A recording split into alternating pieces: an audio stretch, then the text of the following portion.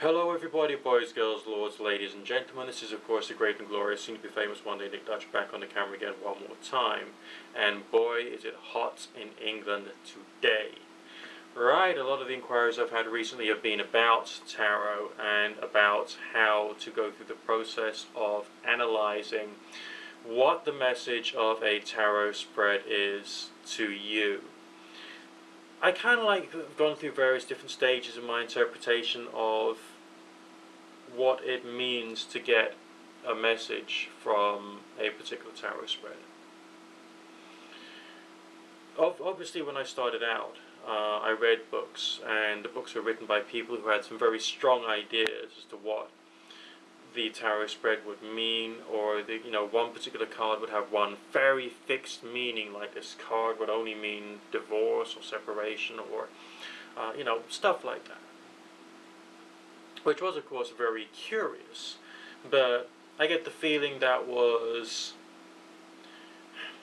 not really feeding me with something of substance. It was feeding me with a very low level of understanding of the subject. So I moved away from that type of book and onto the type of book which talks about the symbols. Most of the interpretation of the astrological and the planetary type symbols that you find in tarot these days was from quite a religious perspective. It would either be religious in terms of the more Wiccan interpretation, because those books were using tarot to covertly sell aspects of Wiccan thought, or they would be using, let's say, the Fool's Journey, alright, by way of expressing a Christian message. And I quickly realized that both of these interpretations were correct, and of course neither of them were correct, if you get my meaning there. But there was some benefits you could get from both. Okay, so this is what I focused my interpretation on. I built up the religious understanding. I used the more sort of like a Wiccan emotional interpretation, but I also thought more about the passage through life kind of message that some interpretations of tarot provided. And so what I developed was like a crossing over of the two different perspectives. It wasn't really that clear cut, because I still thought in terms of one particular card would mean something. So if I did, let's say 10 years ago, if I was to do what I now call the 8-card relationship reading, okay, and on the, not the inquirer's side, but the other person's side, let's say there would be a female court card, my immediate reaction would be, right, that means that there must be some kind of infidelity going on, or that person is with somebody else, and so on and so forth, because of the way, it means another empathic individual on their side of the relationship equation.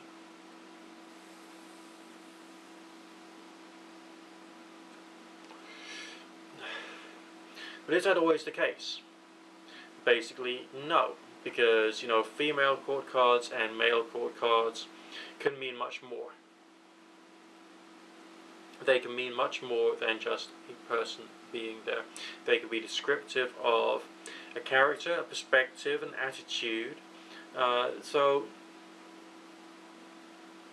you got to think more, the way I see it these days, as to what the inquirer needs to know. Alright, let's say I'm turning on the television to try and find out what the weather forecast is tomorrow, because I'm desperate to find out what the weather forecast is tomorrow, okay, because I've got something on and I need to make a booking or a phone call or whatever it is.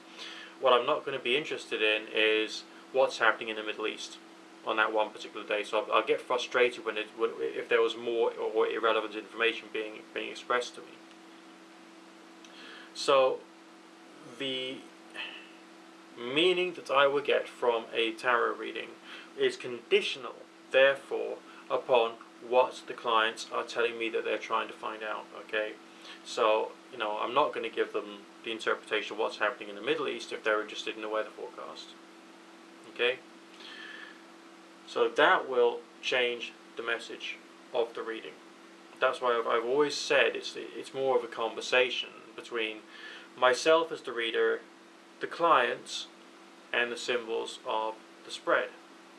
Okay, and it feels as though there's other aspects which come into play as well, and that's just basically the way it just seems to be. So trying to be broad with your interpretation of tarot is probably a good thing. But again, just like with the analogy of turning on the TV to try and find out what's on the news, for instance, or the weather, okay, you've got to try and work out what you're trying to get from playing around with tarot.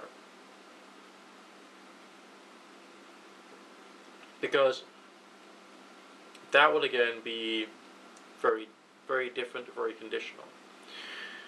If you were to go through the process of using tarot meditationally, then things can get complex for you if you're trying to study tarot too fast and too quickly, basically. Because you may come across this one card which has some, great energy for one thing you want to achieve. Let's say it's to do with wealth, business success, or being a successful person, and you've got to run a sales team the next day. Okay, so you might want to meditate upon that. But if that card's got other associations, if you're trying to learn tarot too quickly, you might panic as to which particular meaning you should be latching onto. So think about what you're trying to get out of it, and then base your meditation upon that if you're using it as a meditative tool. Tarot is and can be seen as, in this particular context, okay, because it's so many different things to so many different people, it can be a tool of the mind. It can be a tool of the way that you think, the way that you want to think, the way that you would like to think tomorrow, or you can use it as a tool of a reflection, but it represents some kind of energy or emotion or something along those lines. Okay? And so you can explore it basically from that point of view. It's not fixed. It's not rigid. I mean, some people would say, no, there's only one meaning to the Two of Coins. Well, that's because they read crap books. Okay? They just read crap books and they believe those books to be the way, the truth, the light, and the gospel. Now, I don't think that you can have the equivalent of a Bible literalist attitude when you're dealing with the creative, deep mind, inspiration-driven ideas such as those which come out of and have been put into these things that we call divination tools such as tarot over all the centuries. It doesn't make any sense to think like that, in my humble estimation. My humble estimation being, well, as humble as I can get, because on my favourite subjects, I'm not necessarily all that humble, if you get my drift. But because tarot is quite so creative, I would have to just say, over to you now. Okay? If you don't play with it, it won't get better.